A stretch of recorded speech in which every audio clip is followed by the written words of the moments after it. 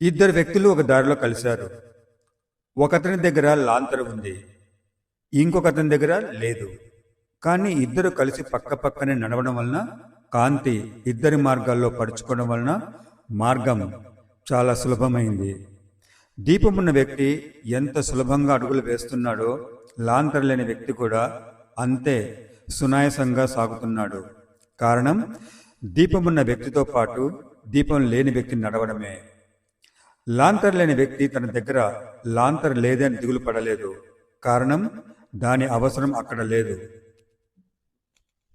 అలా ఇద్దరు చాలా దూరం నడిచాక ఒక 4 రోడ్ల కూడలి చేరారు.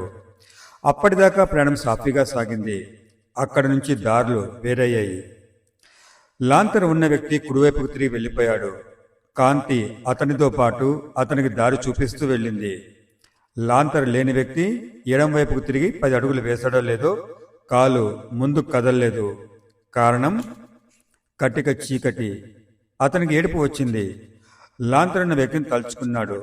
అతని దగ్గరగా అతను నడుస్తున్న సేపు ప్రయాణం చాలా సునాయాసంగా జరిగింది. అతను వెళ్ళిపోయాక తన మార్గం అంధకార బంధరమైంది. తన దగ్గర కూడా కనీసం చిన్న దీపమైన ఉంటే ప్రయాణం సాఫీగా సాగేది కదా అని చాలా బాధపడ్డాడు. మనకు ఇతరులు కొంతవరకే మార్గం చూపిస్తారు.